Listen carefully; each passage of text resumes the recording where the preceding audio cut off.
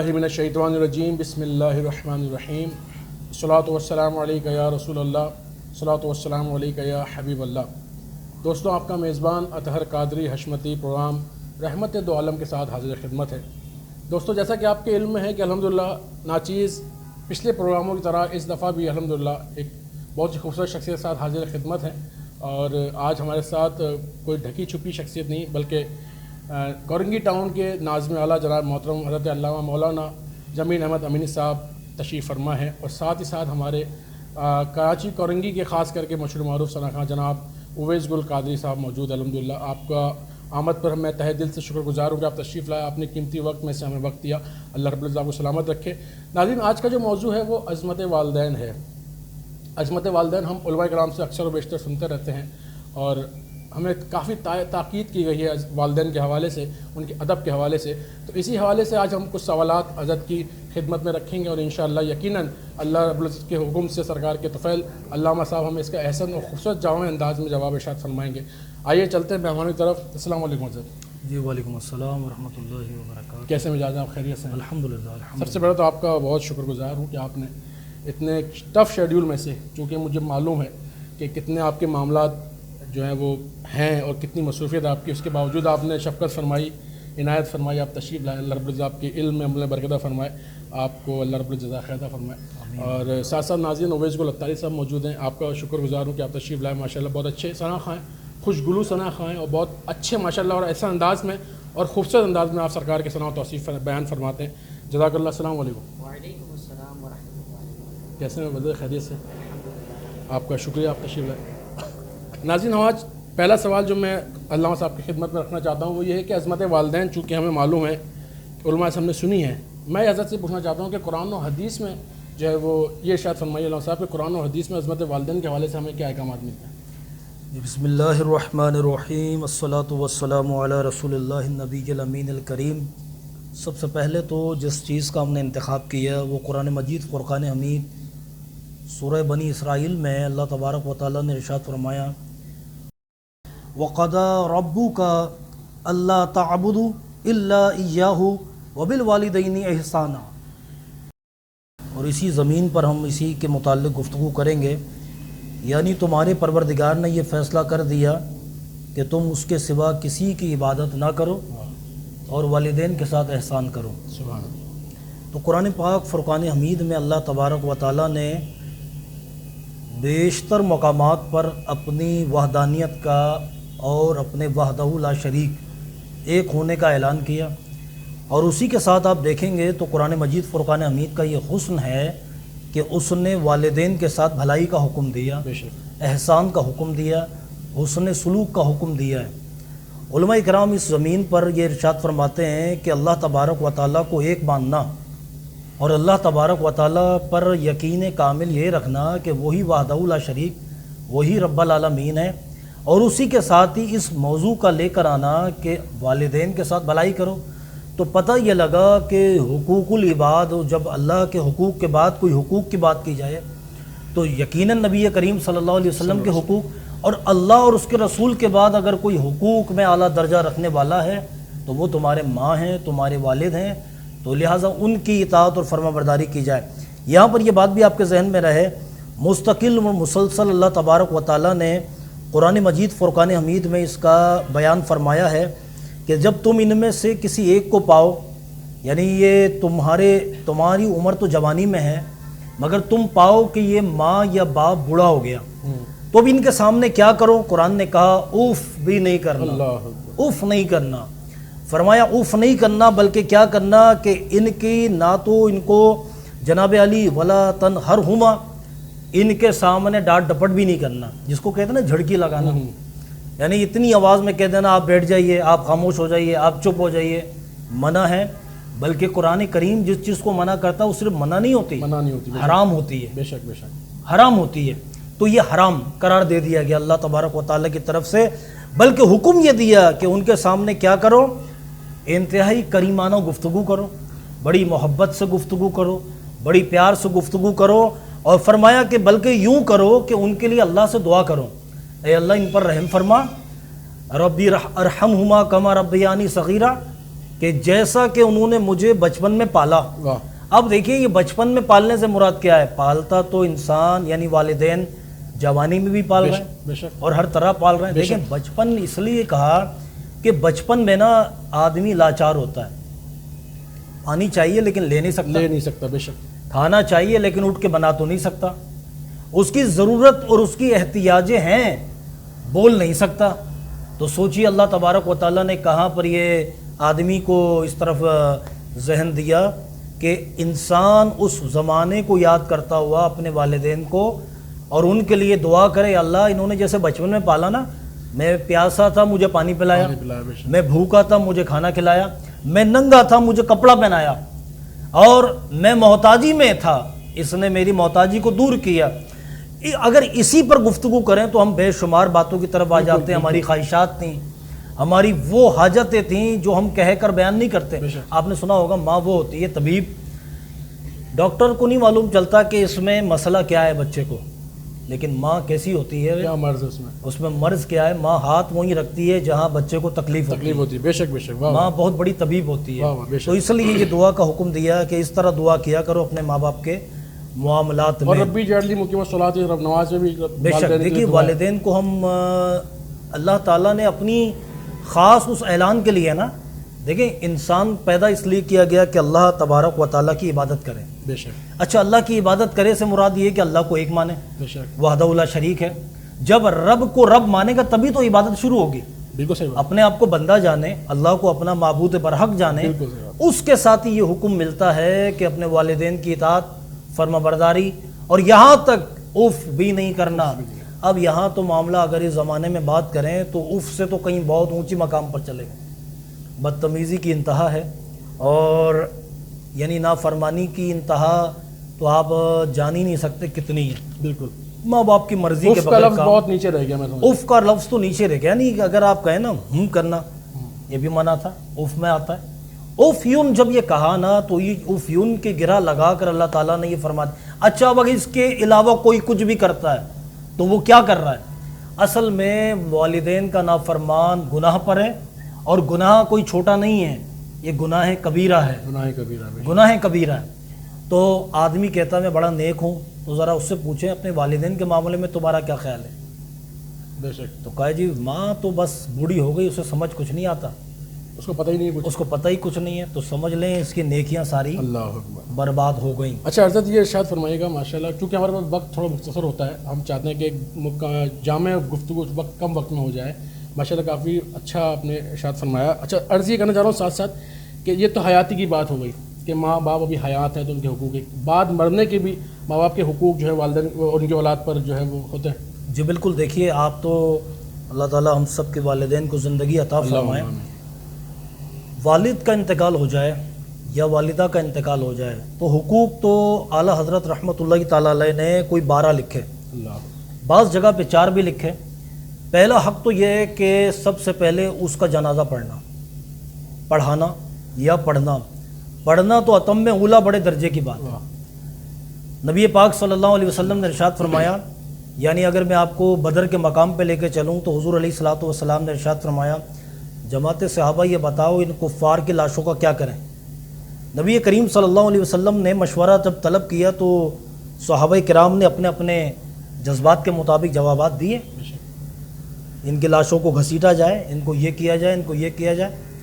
حضرت ابو بکر صدیق رضی اللہ تعالیٰ عنہ نے فرمایا, حضور ان کی لاشوں کو کسی کنویں میں ڈال دیتے ہیں یا دفنا دیتے ہیں. نبی کریم صلی اللہ علیہ وسلم نے تجویز کو پسند فرمایا, اور حضور نے یہی کیا. بدر بن کنانہ کے وہ کنویں تھے, تو ان میں سے ایک مقام کو آپ نے پسند فرما کر یعنی کہا کہ ان کو اس میں ڈال دیں. اب حضور علیہ الصلوۃ والسلام کنویں کے قریب آ گئے, اور کنویں کے قریب آ کر حضور فرماتے ہیں, کفار کی لاشوں بتاؤ میرے رب نے وعدہ سچ کر دکھایا یا نہیں. حضرت عمر ابن خطاب رضی اللہ تعالیٰ عنہ فرماتے ہیں, حضور یہ مردے سن رہے ہیں. اب جواب سنیے گا. جی جی ماشاءاللہ. حضور نبی رحمت صلی اللہ علیہ وسلم نے ارشاد فرمایا, مردے عمر تم سے زیادہ سنتے ہیں. اللہ اکبر. یعنی انسان جو زندہ اس سے زیادہ سنتے ہیں, اور یہ بولتے بھی ہیں. مختلف حدیثوں میں یہ الفاظ موجود ہیں. تو جب کافر کی یعنی لاش اور میت سن سکتی ہے تو مسلمان کی میت اور لاش کیوں نہیں سن سکتی؟ کیوں نہیں سن سکتی؟ اب اسی پہ عقیدے کی بات یہ ہے, عام مسلمان سن سکتا ہے تو حضور نبی کریم صلی اللہ علیہ وسلم کیسا سنتے ہوں گے، سبحان اللہ سبحان اللہ. ہے نا. سرکار اعلیٰ فرماتے دور و نزدیک کے سننے والے وہ واہ، کان بے شک. کان لال کرامت پہ لاکھوں سلام. تو اب میں یہ بات جو کرنا چاہتا ہوں، تو مردہ پہچانتا ہے. اللہ حدیثوں میں آیا مردہ قدموں کی آہٹ کو سنتا ہے، مردہ اس کے پاس آنے والے کو بھی دیکھتا ہے، کیا کچھ لوگ کر رہے ہیں وہ بھی دیکھتا ہے. تو دیکھیے ماں کا انتقال ہو جائے، باپ کا انتقال ہو جائے، جب کوئی اولاد اپنے والدین کو یعنی غسل دے رہے ہوں، اسے کفن دے رہے ہوں اور اس کا جنازہ پڑھا رہے ہوں، مجھے بتائیے کتنی مسرت کی بات ہوگی، اللہ کتنی خوشی کی بات ہوگی. تو حقوق میں اگر بات کی جائے تو یہ ایک حق شامل ہے کہ ماں کے لیے اور باپ کے لیے اس کا جنازہ پڑھایا جائے اور اس کے بعد اس کے لیے استغفار کی دعا کی جائے. بعض لوگ یہ ہوتے ہیں کہ کہتے ہیں کہ نماز جنازہ کے بعد دعا کیوں کریں، اور کہتے ہیں نماز جنازہ خود ایک دعا ہے. خود ایک دعا ہے. تو ان سے سوال یہ، اللہ تبارک و تعالیٰ نے تو ارشاد فرمایا ادعونی استجب لکم، تم دعا کرو میں تمہاری دعا سنتا ہوں. بے شک. تو مجھے بتائیں نماز میں تو ساری دعائیں تو کی آپ نے، یہ جو آپ نے کہا نا ربی جعلنی آپ نے پڑھی دعا تھی، دعا تو بے شک اب اس کے بعد آپ کیوں پڑھ لیں، کیوں کر رہے ہیں دعا؟ کر رہے ہیں. صحیح بات ہے. کہنا بھائی صاحب اس لیے کہ نیک عمل کے بعد دعا قبول ہوتی ہے، اللہ ہے نا. نیک کام کرنے کے بعد دعا قبول، ابھی ہم نیک کام کرنے بیٹھے ہیں، اس کے بعد دعا کریں گے اللہ قبول فرمائے گا. تو جب دعا قبول ہوتی ہے اور ہر وقت قبول ہوتی ہے تو نماز جنازہ نیک کام تھا. بے شک. گرچہ نماز جنازہ پوری دعا ہے مگر اس کے بعد اگر دعا کر لیں تو ملا سے پوچھیں قبول تم نے کرنی ہے، واہ واہ واہ. بے شک. قبول تو رب العالمین نے کرنی بے ہے. شک بے شک بے شک. اور اس نے فرما دیا ادعونی استجب لکم، تم کرو دعا میں قبول کروں گا. واہ. تو والد کے لیے والدہ کے لیے استغفار کرنا اور دونوں کے لیے استغفار کی دعا کرنا یہ اس کا حق ہے. حق ہے. بے شک. دیکھیں نا بعد ان کا انتقال حق ہے، حق ہے. بعد انتقال ان کا اچھا حق ہے. حیاتی میں بھی کر سکتے ہیں. حیاتی میں بھی کر بے سکتے شک. ہیں، ٹھیک ٹھیک. زندگی میں بھی دعا کریں اس کے لیے. ٹھیک ٹھیک. اچھا اسی طرح اب حقوق میں بات کی ہے تو ایک حق یہ بھی بنتا ہے کہ ان کے وعدے کو پورا کیا جائے. انہوں نے وعدے کیے، اب اس کے اندر سب سے احسن تو یہ کہ ان کے قرضوں کو اتارا جائے. وعدہ تھا نا، قرض بالکل. کی ادائیگی ایک وعدہ ہے. اچھا قرض واجب بھی ہوتا ہے، مردے کے یہاں تک کہ شہید کے ہر گناہ معاف ہو جاتے ہیں، خطائیں نہیں ہوتی اس کے سر پر، لیکن قرضے کا جو معاملہ ہوتا ہے وہ معاف نہیں ہوتا. اللہ اکبر. تو والد والدہ کے مرنے کے بعد لوگ جائیداد کی لسٹ بناتے ہیں، وکلا کے بعد جا کے ہائر شپ بنا رہے ہوتے ہیں. لیکن کسی نے یہ سوال کیا کہ یار ماں پر قرض تو نہیں ہے، کوئی والد پر کوئی قرضہ تو نہیں ہے، یہ اتارو. اسی لیے حکم دیا گیا کہ جو قرض کی رقم ہے وہ ترکے سے پہلے نکالو. ترکہ نہیں بنا ابھی مال اسی کا سارا. پہلے قرض کی رقم اترے گی. تو ان کے وعدوں میں نیک کام کی، انہوں نے کوئی اگر وعدہ کیا تھا مسجد میں مدرسے میں وہ نیک کام پورا کیا جائے وعدہ. ان کے وعدوں میں یہ بھی شامل ہے کہ انہوں نے کسی سے بھلائی کا کوئی کام کیا تھا تو جس قدر ممکن ہے آپ کریں، یہ ان کے حقوق اور ان کی فرما برداری میں شمار ہوگا. پھر اس کے بعد چوتھا اور سب سے اہم پہلو یہ ہے ان کے حقوق میں والدین کے کہ ان کے جاننے والے، ان کے دوست، ان کی سہیلیاں، ماں کی سہیلیاں یعنی دوست، ان سے حسن سلوک کرنا. اب ان میں سب سے بڑھ کر ماں کی طرف سے ہے تو خالہ بالکل، اور باپ کی طرف سے ہے تو چچا اور تایا. ایک روایت یہ ہے کہ جو چاہتا ہے اولاد، جو بیٹا چاہتا ہے یا جو بیٹی چاہتی ہے کہ تمہارے والدین کے انتقال کے بعد تمہارے چہرے پر نور آ جائے تو تم اپنی والدہ کی بہنیں اور تم اپنے والد کے بھائیوں سے اور ان کے دوستوں سے حسن سلوک کرو. اللہ کریم تمہارے چہرے پہ چمک ڈال دے. یعنی کہ ماں باپ کے علاوہ ان کے جو رشتہ دار ہیں، دوست ہیں، ان سے بھی حسن سلوک کریں. بالکل ایسا ہی، بالکل ایسا ہی. اچھا حضرت آپ ارشاد اگر مجھے اجازت دیں تو میں حضرت اویس بھائی سے نعت شریف سن لیں، تو اس کے بعد پھر انشاءاللہ ایک بریک لیں گے چھوٹا سا، اور اس کے بعد پھر آپ سے دوسرے سوال کی طرف چلیں گے. ناظرین ایک چھوٹا سا بریک لے رہے ہیں، کہیں مت جائیے گا، تھوڑی دیر میں حاضر ہو رہے ہیں. اور حاضر ہونے کے بعد انشاءاللہ اویس گل قادری صاحب سے نعت رسول مقبول صلی اللہ علیہ وسلم سنیں گے انشاءاللہ. اپنا خیال رکھیے گا. السلام علیکم.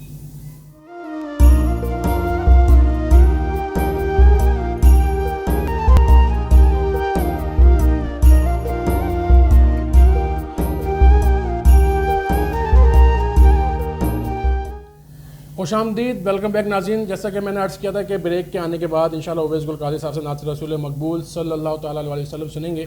تو چلتے اویس بھائی کی طرف اور انشاء پوچھتے کہ آپ کیا ہمیں سنانا پسند فرما رہے ہیں. جی اویس بھائی کیا سنا رہے ہیں آج ہم کو؟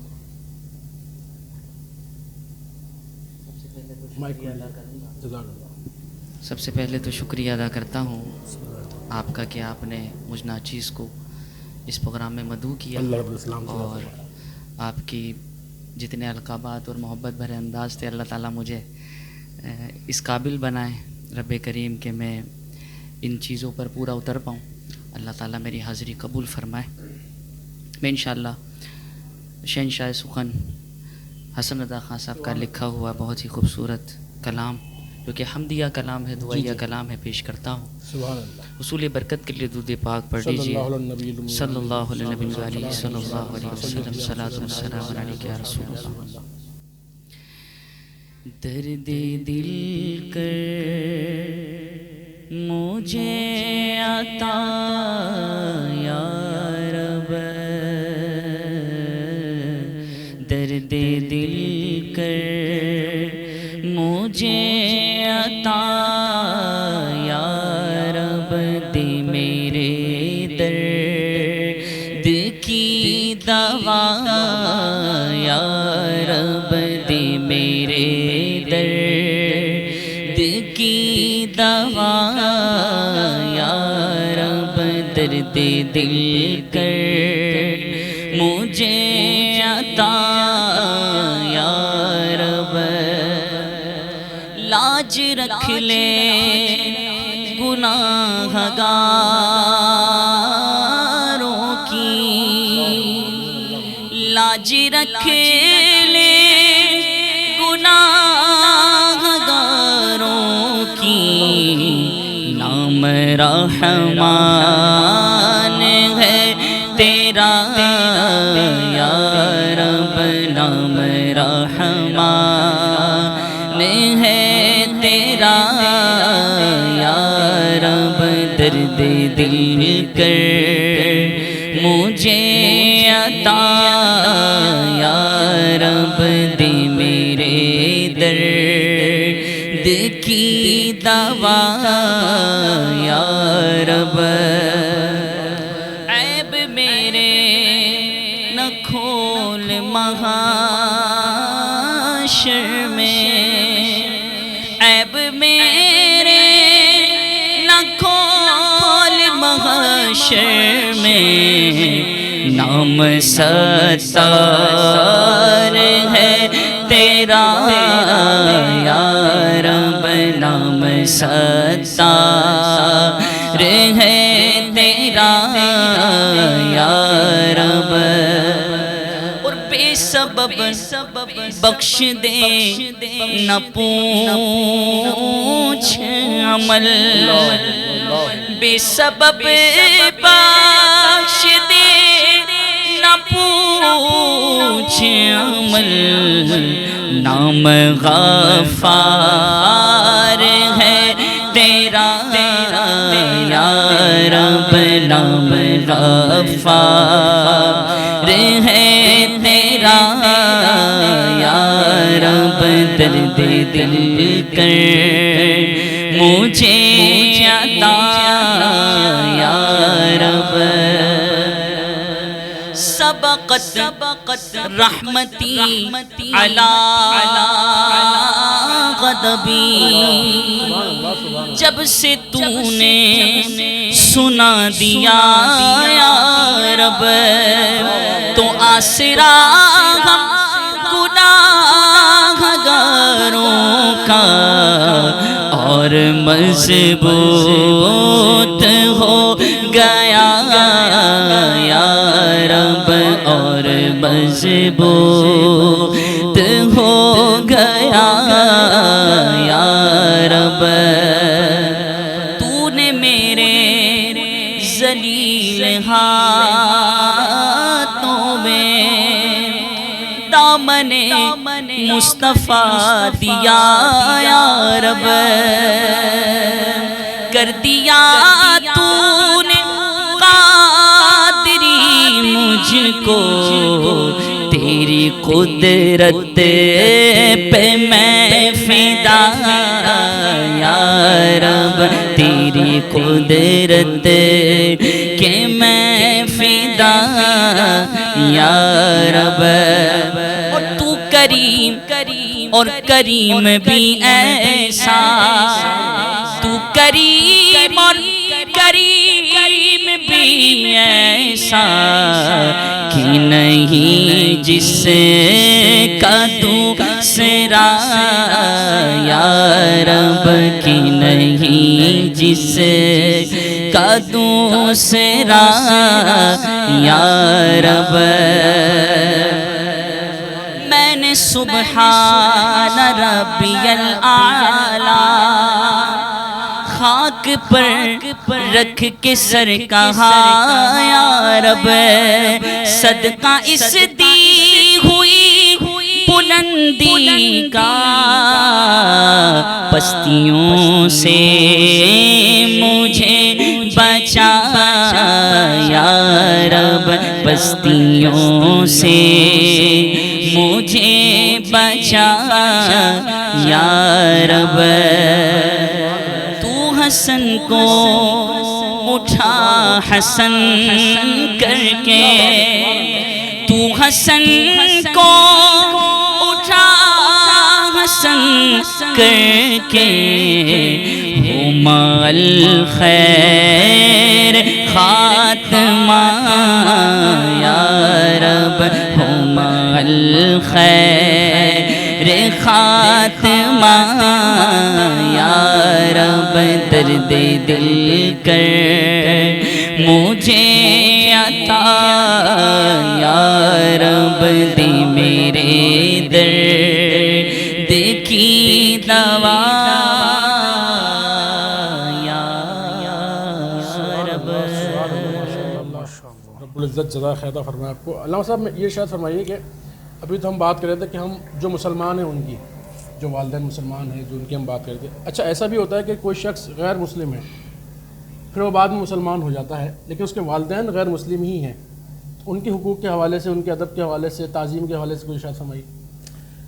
بسم اللہ الرحمن الرحیم۔ قرآن مجید فرقان حمید سورہ لقمان کا آپ مطالعہ فرمائیں جی تو اللہ تبارک و تعالیٰ نے خوبصورت بات ارشاد فرمائی۔ اللہ ارشاد فرماتا ہے وَوَصَّيْنَا الْإِنسَانَ بِوَلَدِهِ إِحْسَانًا، کہ ہم نے انسان کو یہ وصیت کر دی، یہ تاکید کر دی، یہ نصیحت کر دی والدین کے متعلق، یعنی اس کے ماں اور باپ کے متعلق کہ وہ اس کے ساتھ حسن سلوک کریں۔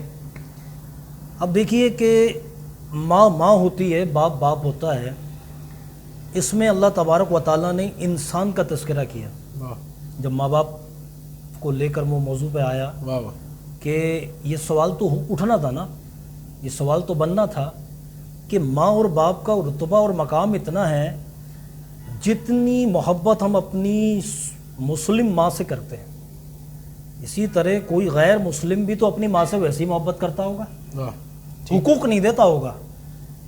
میں نے کہا کہ محبت ایک الگ چیز ہے، الگ چیز ہے بالکل۔ لوگ زمانے میں اپنی بیویوں سے پیار کرتے ہیں، اپنی جو اس کے نکاح میں ہیں، جی جی مگر طلاق کی وجہ کیا بنتی ہے؟ یہ حق پورے نہیں کرتا۔ تو یہ دو بات سمجھ لیجئے، ماں سے محبت ایک الگ بات ہے ٹھیک اور حقوق ایک الگ بات ہے۔ ٹھیک ہم انسان ہیں، جانور نہیں ہیں۔ جانور بچے جنتی ہے اور اس کے بعد اس کو پہچان نہیں ہوتی کون ہے، ایک وقت پر لیکن آتا ہے کہا جاتا ہے کہ ماں کچھ بھی ہو وہ پہچان لیتی وہ ہے۔ پہچان لیتی ہے، مگر اگر سانپ ہو، اچھا کیونکہ اللہ تعالیٰ نے انسان بنایا ہے نا، بے شک بے شک انسان جیسی مثال لا نہیں سکتا کوئی۔ نہیں لا سکتا۔ اللہ تعالیٰ نے انسان کو وَلَقَدْ كَرَّمْنَا بنی آدم، اللہ فرماتا ہے ہم نے ابن آدم کو کرامت عطا فرمائی ہے، واہ عزت عطا فرمائی ہے۔ بالکل ایسا۔ اس انسان کو نا کسی کے ساتھ مماثلت نہیں کر سکتے۔ اچھا انسان کو اتنی کرامت عطا فرمائی ہے تو جس کی وجہ سے سب کو انسان بنایا۔ ہم عقیدے کی طرف اگر چلیں جی جی تو حضور تو بڑے عظمت والے صلی ہیں۔ اللہ علیہ وسلم بے شک۔ اپنے ہی موضوع پر رہتے ہوئے ہم بات کرتے ہیں کہ ماں ہوتی ہے، باپ ہوتا ہے۔ جو پہچان انسان کو ہوتی ہے، معرفت ہوتی ہے، وہ جانوروں میں نہیں ہوتی۔ اچھا جانور یہ برڈ لورز جو ہوتے ہیں، جو اپنے پیار کرتے ہیں، یہ بات بھی آپ کے بالکل ٹھیک ہے، میں کر دیتا ہوں۔ سائبیرین پنچھی انڈے دیتے ہیں اپنے ملکوں میں، اور وہاں انڈے دینے کے بعد ان کی مادائیں اڑتی ہیں، ٹھیک کئی میلوں کا سفر ہوتا ہے، اور آنے کے بعد وہ مادہ، وہ ماں اپنے ہی دیے ہوئے انڈے پر توجہ کرتی ہے، یعنی یہاں بیٹھی ہے ٹھیک. اور اپنے انڈے کو وہ توجہ سے دیکھتی ہے. قدرت کا عمل ہے, انڈے میں سے بچہ پیدا ہوتا ہے, واہ واہ. پھر وہ اڑتی ہے اور اڑنے کے بعد جا کے اپنے ہی بچوں کو پکڑتی ہے. یہ تو اللہ تعالیٰ نے جو آپ نے کہا نا ماں اپنے بچوں کو پہچانتی ہے, مگر صاحب جب وہ بچہ اڑنے کے لائق ہو جاتا پھر کیا کرتی ہے؟ آزاد چھوڑ دیتی ہے. اب آئیے یہ انسان کتنا حسین ہوتا ہے, ماں چھوڑتی نہیں ہے. ماں کو تو سب چھوڑنے کو تیار ہو جاتے ہیں, لیکن ماں کسی کو چھوڑنے کو تیار نہیں ہوتی. بالکل ایسے. اب مسئلہ یہ ہے کہ یہ سوال تو رسول کریم صلی اللہ علیہ وسلم کے دربار میں اور حضور کے ظاہری زمانے میں بھی ہوا. حضرت اسماء بنت ابو بکر صدیق رضی اللہ تعالیٰ عنہ فرماتی ہیں ایک دن مدینہ شریف میں میری ماں مجھ سے ملنے آ گئیں. تو ابھی وہ ایمان تو نہیں لائی تھی. حضور کی بارگاہ میں پہنچے, حضور میری ماں آ رہی ہیں, کیا کروں, یہ گھر میں ان کو ٹھہراؤں نہیں ٹھہراؤں؟ نبی کریم صلی اللہ علیہ وسلم نے ارشاد فرمایا یہ تمہاری ماں ہے, تمہارے حسن سلوک اور حسن زن اور اخلاق کا بہترین نمونے کا حقدار اگر کوئی ہے وہ ماں ہے. اللہ, آپ اس کو لاؤ گھر میں اور اس کے لیے دعا کرتی رہو. اسی طرح ایک صحابی کا تذکرہ ملتا ہے, جب وہ ایمان لے آئے تو ماں ایمان نہیں لائے, باپ ایمان نہیں لایا, تو حضور نے علیہ الصلوۃ والسلام سے پوچھا گیا حضور کیا کروں باپ کے معاملے میں؟ کہا اس کی تعظیم کرو گرچہ وہ کافر ہے, ٹھیک ٹھیک, گرچہ وہ کفر پر ہیں. تمہارے حسن اخلاق اور حسن سلوک. اب یہ حسن اخلاق اور حسن سلوک کرتا کیا ہے؟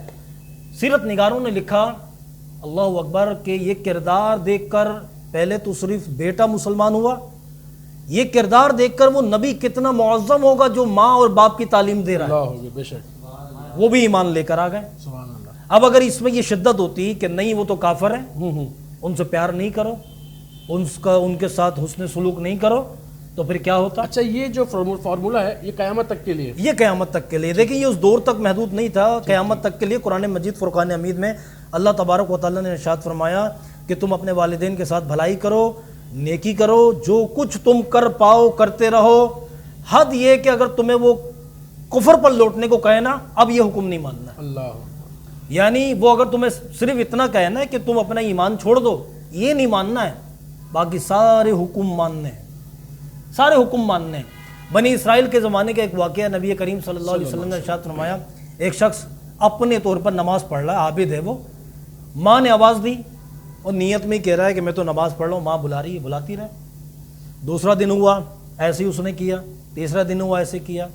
ماں غصے میں آئی, اس نے یہ جملہ کہہ دیا کہ یہ اس وقت تک نہ مرے جب تک کوئی فاحشہ اس سے نہ اس کو پکڑ لے. اللہ, فاحشہ عورت یعنی اس کی طرف نہ ہو جائے. اللہ. انجام کیا ہوا؟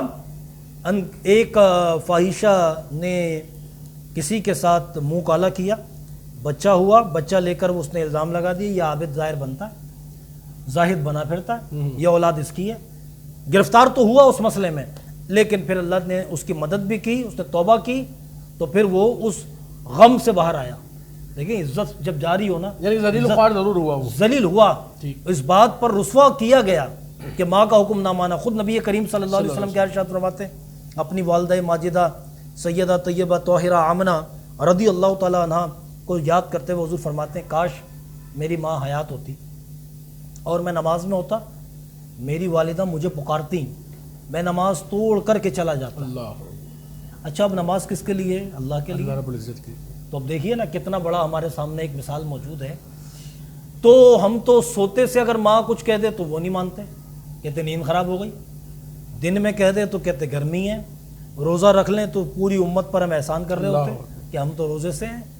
ذرا سوچے ماں بھی تو روزہ رکھتی ہے, بے شک, افطاری بھی وہ بنائے, سحری بھی وہ بنائے. صحیح بات ہے, بالکل. اچھا پھر وہ ہر ایک کے پسند کے مطابق بنائے, ہر ایک کی مرضی کے مطابق کام کریں. اب ذرا سوچیں کہ ماں کے ساتھ ہم کیا کردار ادا کریں. تو ماں چاہے مسلم ہو, ماں چاہے کافر ہو, ادب اور احترام اور اس کے ساتھ بھلائی ہم نے کرنی لازمی ہے, لازمی.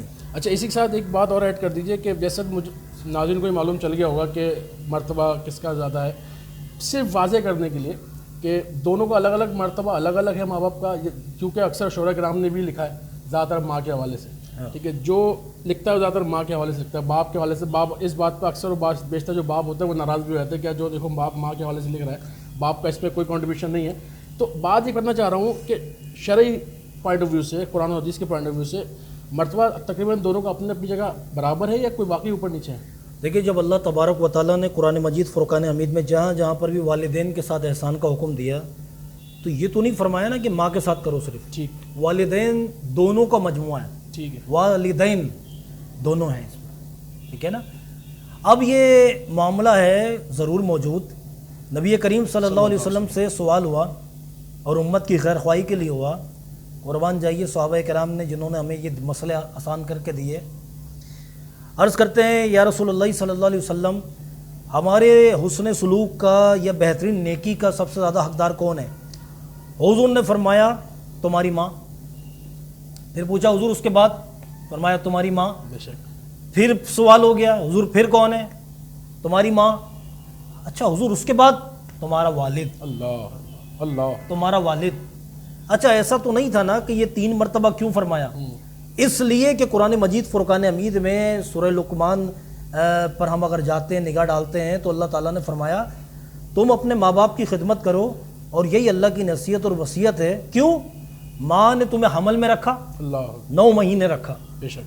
اچھا حمل کے بعد پھر درد ذا میں مبتلا ہوئی, تکلیف میں مبتلا ہوئی, پھر اس کے بعد پیدائش کے اس کٹھن مرحلے سے گزری, اس کے بعد پھر اس نے تمہیں 2 سال اپنا دودھ پلایا, 2 سال پلایا, اور پھر اس کے بعد اس لیے اس کا درجہ بڑھ جاتا ہے ماں کا کہ اتنی محنت, اتنی مشقت, اور پھر اس لیے بھی درجہ بڑھ جاتا ہے ماں کا درجہ اس لیے بھی عظیم ہوتا ہے کہ دیکھیں ماں وہ ہوتی ہے, والد تو دنیا میں کام کر رہا ہے, باہر نکلا ہوا ہے, تربیت کا ساری ذمہ داری ماں کے اوپر, بے شک, سب ذمہ داری.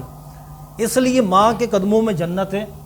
والدین واقعی اس میں والد صاحب تو کہتے ہوں گے کہ بھئی ہم کام ہم کریں, روٹی ہم دیں یعنی لا کر, آٹا ہم دیں, تمام خیال ہر چیز ہم رکھیں. ہاں, اور جناب علی ماں ہوتی ہے, ماں کی باتیں ہو رہی ہیں, ہم کہاں پر ہیں. سنیے والد کے بارے میں حضور نے کیا فرمایا.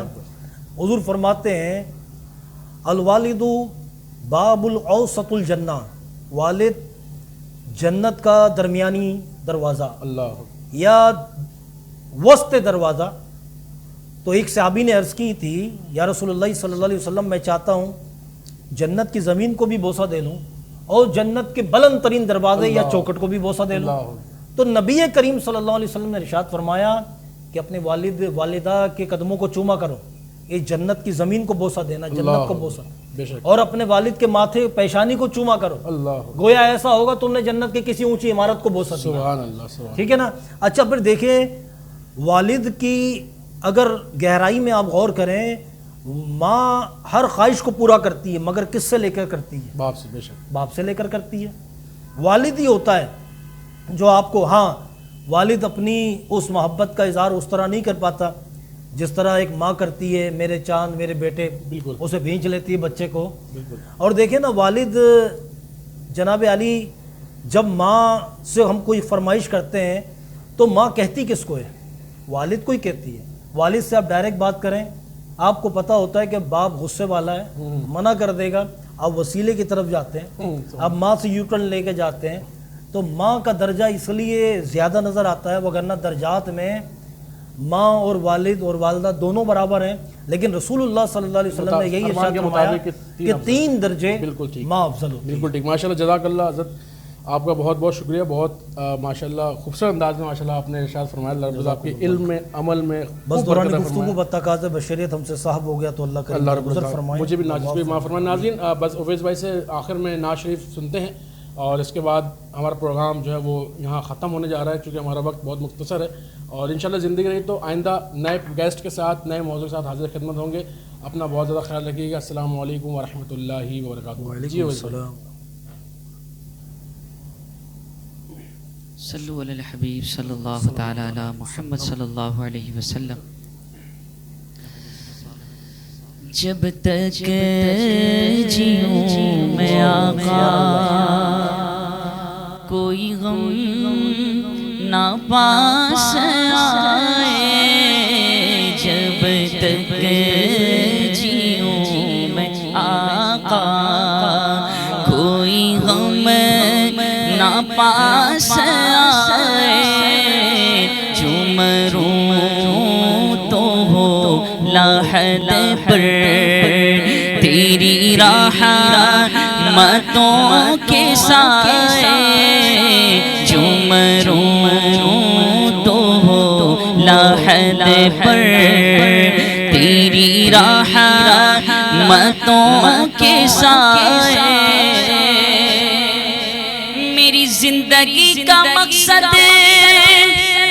ہوئے کاش عشق احمد ہوئے کاش عشق احمد اور مجھے موت بھی جو آئے اسی جستجو میں آئے مجھے موت بھی جو آئے اسی جستجو میں آئے